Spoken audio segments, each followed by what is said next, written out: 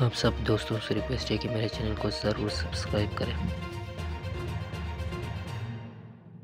बिस्मिल्लाहिर्रहमानिर्रहीम। अस्सलाम वालेकुम नाज़रीन, आप यूट्यूब चैनल देख रहे हैं। मैं इमरान खान हूँ। बज़ाहिर जो दिखाई दे रहा है कि एक मनसूबाबंदी के तहत इमरान खान साहब से जो मुलाकातें हो रही थी, उनकी पार्टी के लोगों की, उनकी फैमिली के लोगों की या उनके वकला की, वो तमाम मुलाकातें मनसूख करवा दी गई हैं और एक ऐसा तरीक़ाकार इख्तियार किया गया है जिसकी मौजूदगी में कम से कम 18 तारीख के ख़त्म होने तक, यानी अक्टूबर की 18 तारीख तक कोई भी शख्स इमरान खान साहब को मिल नहीं सकेगा और उन्हें कैद तन्हाई में रखा जाएगा।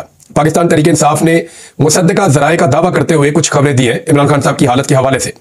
क्यों इस वक्त पूरा निज़ाम इस चीज़ के लिए जोर लगा रहा है कि इमरान खान साहब से किसी की मुलाकात ना हो सके। ये मामला इतना सादा लगता नहीं है। ऐसा कभी नहीं हुआ कि एक साबिक वज़ीर आज़म इस तरह से कैद में हो और उसके बारे में बाहर किसी को कुछ पता ना हो कि वो किस हालत में है और उसे बिल्कुल कैद तन्हाई में डाल दिया जाए और उसके साथ कोई भी राब्ता ना कर सके या उसकी कोई इंफॉर्मेशन बाहर ना आ सके। सिचुएशन इस वक्त यही है। अब जरा ये देखेंगे पाकिस्तान तहरीक इंसाफ ने कहा क्या। एक तो शहबाज गिल साहब है, इमरान खान साहब के बहुत करीबी साथियों में से एक है। उन्होंने कहा कि मुसद्दका ज़राए से उनको पता चला है कि इमरान खान साहब का खाना जो है वो इंतहाई उन्हें नाकिस दिया जा रहा है और उन्होंने तशवीश का इजहार किया। ऐसी तशवीशनाक बातें उन्होंने की है कि उनके सेल की लाइट भी बंद कर दी गई है गुज़िश्ता 5 दिनों से। ये क्लेम शहबाज गिल साहब ने किया, पार्टी के कुछ और लोगों ने भी किया है। जबकि मुशरीए इत्तलात है खैबर पख्तूनख्वा के बैरिस्टर सैफ साहब, उन्होंने कहा कि इमरान खान की सेहत से मुताल्लिक तशवीशनाक खबरें मौसूल हो रही है। जेल में मुलाकातों पर पाबंदी, इस पर अपने रद्द-ए-अमल का इजहार करते हुए बैरिस्टर सैफ ने कहा कि इमरान खान की सेहत के हवाले से तशवीशनाक खबरें आ रही हैं। इमरान खान से मुलाकातों पर पाबंदी की वजह से कारकुनान में इंतहाई तशवीश है। क्या वजह है कि हिरासत में लिए गए शख्स के साथ मुलाकातों पर पाबंदी लगाई गई। हमारे रेस्क्यू और पुलिस एहलकारों को भी गैर कानूनी तौर पर हिरासत में रखा गया है और साथ उन्होंने ये भी कहा कि खैबर पख्तूनख्वा के लोग भी गिरफ्तार हुए, दीगर लोग भी गिरफ्तार हुए। लेकिन ये जो इमरान खान साहब का मामला है ना, ये बहुत अजीब है। देखिए, उनकी बहनें जो मुलाकातें करती थी या पैगाम लेकर आती थी वो भी अंदर, बुशरा बीबी वो भी अंदर, इमरान खान साहब वो ऑलरेडी अंदर है। अब इमरान खान साहब से मुलाकातों पर भी पाबंदी लग गई है। कोई उन्हें मिल नहीं सकता, कोई उनसे बात नहीं कर सकता। अब इसी बीच में एक और बहुत बड़ी डेवलपमेंट हुई है और वो डेवलपमेंट है इंतजार हुसैन पंजूथा साहब की लापता हो जाना। उनका इंतजार पंजूथा साहब वो शख्सियत है जो इमरान खान साहब के फोकल पर्सन है और ये जेल में इमरान खान साहब से रेगुलर मुलाकातें करते थे। अगर किसी शख्स की इमरान खान साहब से सबसे ज्यादा मुलाकातें हैं या सबसे ज्यादा टाइम उसने जेल में स्पेंड किया है तो वो इंतजार हुसैन पंजूथा है। ये इमरान खान साहब के वकील भी हैं और बड़े वफादार साथी भी हैं और उनके फोकल पर्सन भी हैं। इनके बारे में चंद चीजें आपको बता दूं। एक तो जब ये अगवा हुए तो उससे एक दिन पहले मेरी इनकी बड़ी तफसीली बातचीत हुई। मैं बहुत सारी चीजें जानना चाहता था, स्पेशली जो एपिसोड हुई डी चौक में, उसके बाद जो वजीर आला खैबर पख्तूनख्वा के साथ हुआ दूसरी मरतबा 1 महीने में, तो मैं जानना चाहता था कि एक्चुअली मामला क्या है। तो इंतजार हुसैन पंजूथा साहब ने मुझे बताया कि वो आखिरी शख्स थे जिनकी इमरान खान साहब से मुलाकात हुई थी। यानी जो आखिरी मुलाकात इमरान खान साहब की हुई है वो इंतजार पंजूथा साहब के साथ हुई है और इमरान खान साहब ने सारे पैगामात उनके जरिए से बाहर भिजवाए थे। यानी ये वो शख्सियत है जो इमरान खान साहब को एक तो गैर जानिबदाराना रिपोर्टें देते हैं। इमरान खान साहब इन पर भरोसा करते हैं कि ये जो मुझे रिपोर्ट देंगे बाहर के मामला के बारे में, उनके अंदर कोई जानिबदारी नहीं होगी, ये मुझे जो हो रहा है वैसे ही बता देंगे। तो इंतजार पंजूथा साहब बाहर की चीजें इमरान खान साहब को बताते थे मेरी इंफॉर्मेशन के मुताबिक, और वो बगैर तब्दीली के इमरान खान साहब का जो पैगाम होता था अंदर से वो एज इट इज पार्टी की क़यादत को भी दे देते थे और कारकुनों को भी पहुंचाने के लिए जो इमरान खान साहब कहते थे वो पहुंचा देते थे। तीसरा, इमरान खान साहब का इन पे बहुत भरोसा था और वो उनसे तमाम अहम तरीन चीजें शेयर करते थे।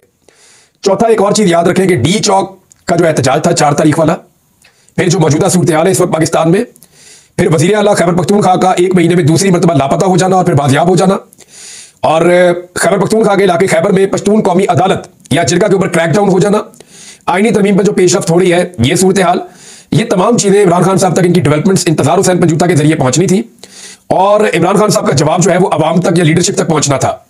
मगर इमरान खान साहब से इस दौरान में मुलाकातें बंद कर दी गई और फिर इंतजार पंजूथा साहब से जब मेरी बात हुई तो उन्होंने कहा कि हमने हाई कोर्ट से इसकी इजाजत नहीं रखी है, हाई कोर्ट का फैसला मौजूद है, अगर ये रोकेंगे तो हम तौहीन अदालत की दरखास्त डालेंगे हाई कोर्ट में। तो जो दरखास्त डाली गई वो ऑटोमेटिकली तौहीन अदालत की उसी जज के पास जानी थी। तो समन रफत साहबा के पास ये दरखास्त चली गई और आज इसकी समाअत होनी थी। तो आज जो है वो नोटिस उन्होंने जारी कर दिए। इंतजार हुसैन पंजूथा साहब को कल शाम को लापता कर दिया गया। उनके भाई जो है नईम पंजूथा, उन्होंने इसके बारे में स्टेटमेंट भी जारी किया है कि उनके भाई को लापता कर दिया गया है और ये बड़ा जुल्म है, ज्यादती है, उन्होंने वो सारी बात बताई। लेकिन जिस वकील ने ये कोशिश की कि इमरान खान साहब के साथ मुलाकात का रास्ता खुले, वो वकील भी इस वक्त लापता हो चुके हैं और उनका पता नहीं चल रहा। अच्छा, इनकी जो अगवा होने की एक पिटीशन दायर की गई हेबियस की, जनाब लापता हो गया बंदा, बाजियाब करवाया जाए, तो वो भी चीफ जस्टिस से Islamabad high court justice Aamir Farooq साहब के पास लग गई है। तो मैंने जब पाकिस्तान तहरीक इंसाफ के लोगों से वकला से बात की तो उन्होंने कहा जी कि अब तो ये मामला ऐसा लगता है ठंडा हो जाएगा और काफी टाइम गुजर जाएगा, क्योंकि आमिर फारूक साहब की अदालत में जब कोई केस लगता है तो हमें जरा उम्मीद कम हो जाती है कि बंदे की बाजियाबी इतने आराम से नहीं होगी। हाँ, अगर किसी दूसरे जज के पास लग जाए तो हम उम्मीद से रहते हैं कि शायद बाजियाबी जल्दी हो जाएगी। अब इन चीजों को आप देखें तो एक अजीब सी कैफियत है पाकिस्तान तहरीक इंसाफ में। वो जानना चाहते हैं कि जाना किस तरफ को है, करना क्या है। पार्टी में अलग अलग राय है। मुराद सईद साहब ये कह रहे हैं कि इमरान खान साहब ने कहा था कि एहतजाज जारी रहेगा और पूरे मुल्क के अंदर एहतजाज को वसी कर दिया जाएगा। अली अमीन गंडापुर साहब ने कहा जी मेरी तो ड्यूटी डी चौक तक पहुंचने की थी, मैंने पहुंचने का अपना फर्ज अदा कर दिया, फिर जो उनके साथ हुआ वो भी आपके सामने है। ये सारी चीजों को आप अगर इकट्ठा करके देखें तो इस वक्त बड़े फैसले अडियाला जेल के अंदर बैठे हुए कैदी नंबर 804 ने करने हैं, लेकिन कैदी नंबर 804 तक किसी की एक्सेस नहीं है। हम कोशिश कर रहे हैं कि अपने सोर्सेज से भी हम पता करें कि एक्चुअली इमरान खान साहब इस वक्त किस हालत में है, वाकई उनकी सेहत के हवाले से, जेल में उनके ऊपर सख्तियों के हवाले से जो इतलात है वो दुरुस्त है या गलत है। लेकिन खैबर पख्तूनख्वा की हुकूमत के जो तर्जुमान है बैरिस्टर सैफ, उन्होंने भी क्लेम किया कि इमरान खान साहब के हवाले से तशवीशनाक खबरें उन्हें मिल रही हैं। कुछ लोग ये दावा कर रहे थे कि अली अमीन गंडापुर साहब ने जो थोड़ा सा एक नरम रवैया इख्तियार किया और उन्होंने पर्दा रखा उन चीजों के ऊपर जो उनके साथ हुई है, तो इसके नतीजे में वो कुछ ना कुछ गेन करेंगे। बहुत सारे लोग तजिया दे रहे थे कि आने वाले दिनों में अली अमीन गंडापुर की इस एफर्ट की वजह से शायद पाकिस्तान तहरीक इंसाफ के लिए हालात बेहतर हो और वो कोई ऐसा रास्ता निकालेंगे जिससे ज्यादती बंद हो जाए। लेकिन बुशरा बीबी का केस लगा हुआ था, तोशा खाना वाली जमानत लगी हुई थी, वहां पे एफआईए ने मजीद 7 दिन का टाइम मांग लिया। तो जस्टिस मियां गुल हसन औरंगजेब साहब ने फरमाया कि नहीं, 7 दिन का टाइम तो हम नहीं दे सकते, 1 दिन के अंदर आप प्रोसिक्यूटर जो है वो लगाएं और फौरी तौर पर आप इसके ऊपर जवाब जमा करवाइए, जमानत का मामला, हमने जमानत देनी है। तो इसके बाद जो है वो अभी एक पता चला, थोड़ी देर पहले खबर आई है कि जस्टिस मियां गुल हसन औरंगजेब साहब की तबीयत ठीक नहीं है और कल जो समाअत होनी थी बुशरा बीबी की जमानत के हवाले से वो अब नहीं हो पाएगी। कोर्ट रिपोर्टर्स के बकौल 100% बुशरा बीबी की जमानत हो जाएगी और अब कोई कानूनी गुंजाइश नहीं बचती कि इस केस के अंदर उनको जमानत ना मिले। लेकिन एक मामला मुझे कुछ दोस्तों ने बताया कि जो जाली रसीद वाला एक मामला है जिसके ऊपर जमानत चल रही बड़े लंबे अरसे से, उसको पाकिस्तान तहरीक इंसाफ के वकील शायद संजीदा नहीं ले रहे, वहां पे फोकस करना चाहिए।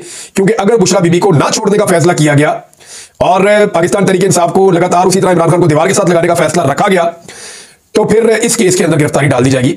जाली रसीदों वाला जो मामला, यहां पे वकील को संजीदा थोड़ा सा लेना पड़ेगा। अब एक और चीज है जिसका सामना पाकिस्तान तहरीक इंसाफ कर रही है और वो सिचुएशन है जो पश्तून कौमी अदालत या कौमी जरगा जो हो रहा है खैबर पख्तूनख्वा में, खैबर में, उसके हवाले से। उसके ऊपर पुलिस ने रात का क्रैकडाउन किया और इसके ऊपर जो पाकिस्तान का इलेक्ट्रॉनिक मीडिया वो तो इस तरह रिपोर्ट नहीं कर रहा, लेकिन जो इतलात आई है सोशल मीडिया के जरिए से, और इसको सेनेटर मुश्ताक अहमद साहब ने भी रिपोर्ट किया, कुछ और लोगों ने भी किया और पीटीएम के लोग भी कर रहे हैं। तो उन लोगों ने कहा जी 3 जवान जो है, नौजवान वहां पे वो जाँ बहक हो गए हैं क्रैकडाउन के नतीजे में, और कुछ तस्वीरें भी जो डेड बॉडीज की वो सोशल मीडिया के ऊपर दिखा रहे हैं और इस क्रैकडाउन की मजम्मत की गई है। इससे पहले इमरान खान साहब की जानिब से की गई थी, सलमान अकरम राजा साहब ने मजम्मत की है, बल्कि उन्होंने अपनी खिदमत पेश किया कि अदालत के अंदर मैं तैयार हूं इनका केस लड़ने के लिए, ये ज्यादती और जुल्म हो रहा है इनके साथ, आजादी सारे राय होना चाहिए, जमहूरी हक होना चाहिए सबके पास। उमर अयूब खान साहब जो साबिक सेक्रेटरी जनरल है, अपोजिशन लीडर है पाकिस्तान तहरीक इंसाफ की जानिब से, उन्होंने भी इसकी मजम्मत की है और उनके बकौल ये मोहसिन नकवी साहब और वफाकी हुकूमत की ईमा पर आईजी खैबर पख्तूनख्वा कार्रवाई कर रहे हैं। इसमें खैबर पख्तूनख्वा की हुकूमत का किरदार नहीं है। खैबर पख्तूनख्वा की हुकूमत जो है वो बीच में फंस गई है।